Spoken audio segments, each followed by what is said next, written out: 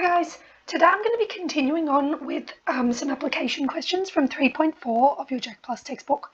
So we're going to be doing questions 9 to 12 inclusive. So let's start with question 9, and they're saying the sum of the squares of two consecutive natural numbers. So natural numbers, they're positive numbers, and consecutive means that they are one after the other. So consecutive numbers could be 3 and 4 or 10 and 11, one after the other.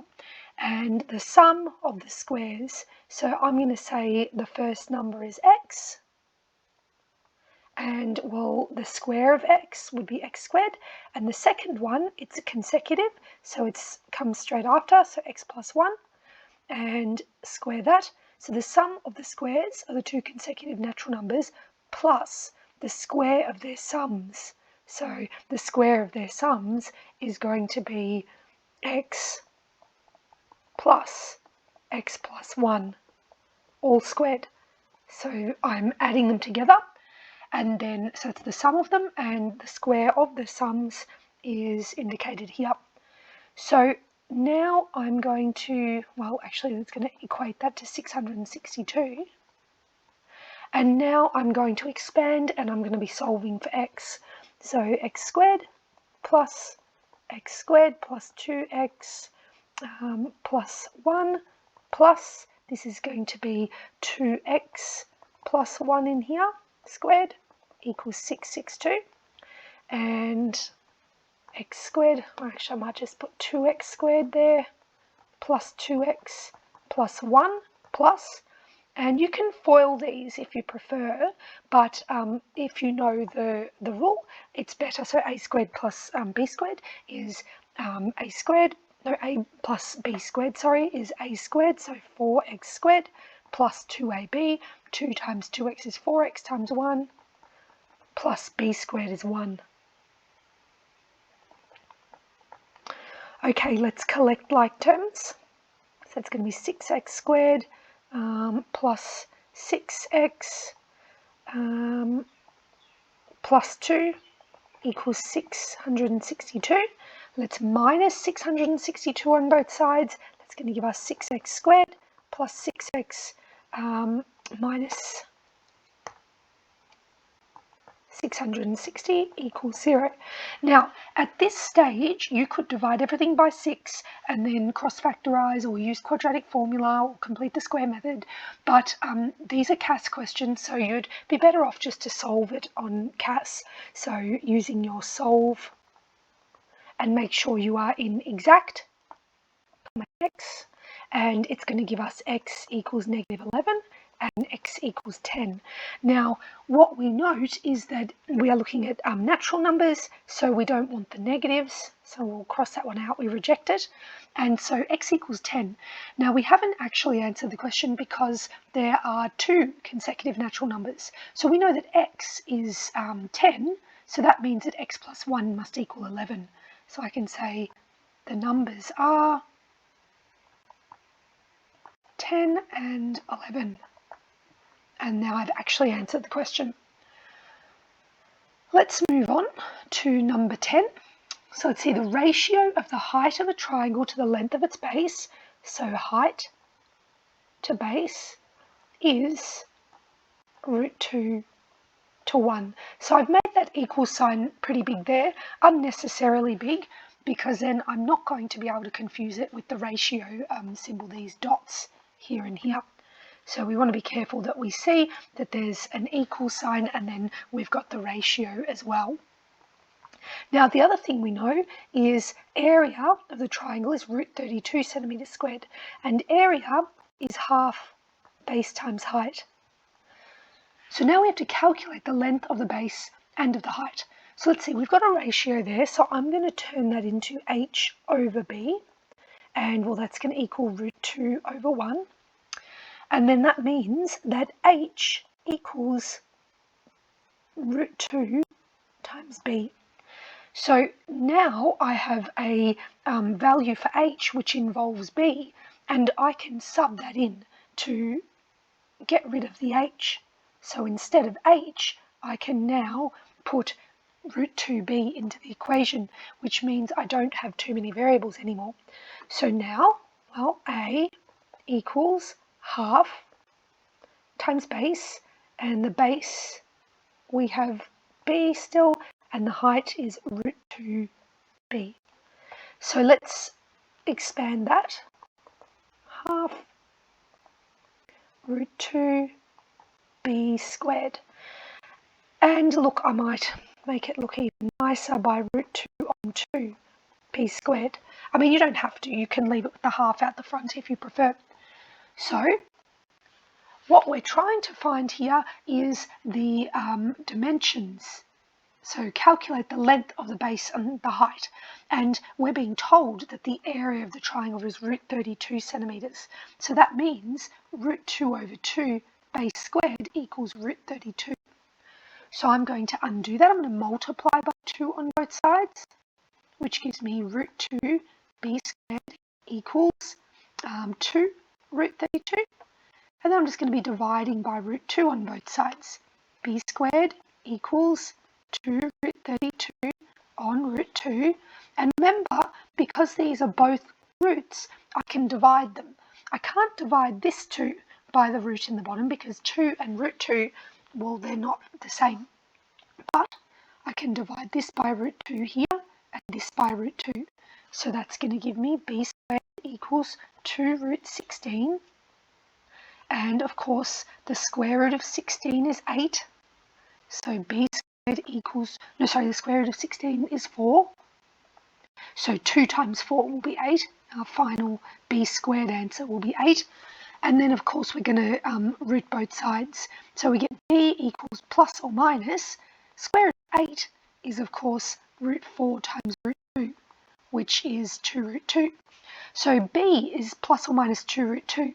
But we're talking about a physical length of the base of a triangle. So obviously it can't be negative. It has to be positive. So we reject the negative and we say the base equals 2 root 2. And I think it's centimetres. I'll just double check that. Yep, centimetres. And well, the height, we have a rule for the height somewhere. Height is root 2 times b. There it is there. So height equals root 2 times b. And now we know that b is 2 root 2. So that means height equals 2 root 4. Root 2 times root 2 is root 4. And that is 2 times 2. So our height is 4 centimetres. So we've found the height, we've found the base, and I believe that's all they're asking. We'll just double check to make sure we've actually answered the question then. If the area is root 32 centimetres squared, calculate the length of its base and of its height. Yes, we've done that. So it's always a good idea to check back that you have actually answered the question, because if it was asking me for the area of the triangle, well, I guess, you know, we've already got that, but if it was, you would have to make sure that you actually answer that. Okay, question 11. The hypotenuse of a right-angled triangle, so the hypotenuse is always opposite the right angle, and we refer to that as C under usual circumstances, is 3x plus 3, and the other two sides are 3x and x minus 3. And look, it really matters that you put the C in the right place, the hypotenuse length, but it doesn't matter really the others because, well, they're going to be added together anyway. So it doesn't matter which one you do first. So determine the value of x and calculate the perimeter. So there's two things we need to do here, that and that. So we've got Pythagoras, so c squared equals a squared plus b squared, and we've got all the sides in terms of x. So c squared, that's 3x plus 3 squared, equals a squared, so 3x squared plus b squared. And this is what I mean. So if I had put that as B and this is A, it wouldn't have mattered. I'm still adding them together there. However, if I would have put this as C, well, then that would have been very different. So I have to be careful that my hypotenuse is always my C value in Pythagoras. Okay, let's expand. So we get 9x squared. So this you can FOIL it if you want, but it's better if you know it's a plus b squared. So you can go a squared plus 2ab. 2 times 3 is 6, times 3 is 18, plus b squared. 3 squared is 9, equals 3x squared is not 3x squared, it's 9x squared. So don't forget to square the 3 as well. And you see I've put it in brackets there, and that's a really good idea because then you're less likely to forget that you've got to square that. All right, and plus, again, you can FOIL this if you want, but it's much easier if you know it's a minus b squared. So a squared minus 2 times x times 3. Negative 2 times x is negative 2x. 2x times 3 is 6x. Plus 3 squared is 9. Okay, so now we can, solve. And of course, to solve a quadratic, we need to use null factor law. So I'm going to minus 9x squared on both sides. And really, that's just going to cancel that out. I'm going to minus 9 on both sides. And again, that will get rid of that. I'm going to add 6x on both sides. And that's going to give me 24x. And I'm going to minus x squared on both sides. So I've got negative x squared plus 24x equals 0. So this is my equation now, a lot more simple. I probably should have left it with the minus x squared on that side. It looked a little bit nicer. It doesn't really matter, but I think it's just nicer not to have the negative hanging out the side. We don't have to draw this, so we don't need to really consider that it's a negative upside down shape there. So I'm going to remove the x here and be left with 24 minus x equals 0. So let's see. This means that x can equal 0 or 24 minus x can equal 0. And well, that means negative x equals negative 24. And of course, divided by negative 1 on both sides, x will equal 24. Or 0, but we have to think about what's going to be sensible. And we're looking at a triangle, and if x is 0, then this would be a negative length, this length wouldn't exist, and this is the only one that would make sense. 3 times 0 is 0, plus 3, well, you'd have a length of 3 there. That's sensible, but the other two are certainly not. So that means that we need to reject 0 and only take it as 24. So x is 24, and we've done most of the work, all of the hard work actually. We've determined the value of x. Now we have to calculate the perimeter, and this is really quite easy. So if x is 24, well, I just might draw the triangle here again. So we have 3x plus 3, we have 3x and x minus 3. So we just need to sub 24 into each of these. So the perimeter is 3x, 3 times 24, plus 3x plus 3. It's that one there. And the last one plus x minus 3, so 24 minus 3. So I'll just put them like that so we can see each one, which each dimension is. And now I'll just calculate that. So let's see, p equals 3 times 24 would be what, 72. 3 times 24 plus 3 would be 75. And 24 minus 3 is 21. So P equals 168 centimetres. So there's our second part of the answer. So just be careful because there's two things to do there. And we want to make sure we answer all of the question. So we have determined the value of x and we have calculated the perimeter of the triangle. Last one for this video. So this is a photograph placed in a frame, and I'm just going to draw a little picture here. So let's say this is 17 centimetres and this is 13 centimetres, and it's placed in a frame. Now, so be careful that you realise that it's the photograph without the frame that is those dimensions of 17 times 13. And what we know is that the border around the photograph is going to be uniform width. And it says it there, but I mean, that makes sense. So I'm going to call that x. And has an area of 260 centimetres squared.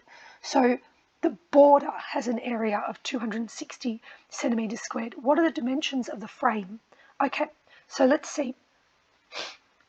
I'm going to start by saying that the whole area, so from here to here, is going to be 17 plus 2x centimeters. And that means here is going to be 13 plus 2x centimeters. So if I wanted to calculate the area of the whole thing, including the photo and the frame, well, that's going to be 17 plus 2x times 13 plus 2x. So that's going to give me my whole area, including the border and the frame. But what they're saying is that the area of just the frame on its own is 260 centimeters. So I need to subtract this bit in here. So I'm subtracting 17 times 13. Now, you can do this by hand, but it is a CAS question, so I suggest you just expand it on CAS. So you can use expand in action transformation, expand, and just expand this, and you're going to get 4x squared plus 60x plus 221, and then this minus 221 equals 260. And then, well, we're going to get, these will cancel out, so we're going to get 4x squared plus 60x minus 260 equals 0.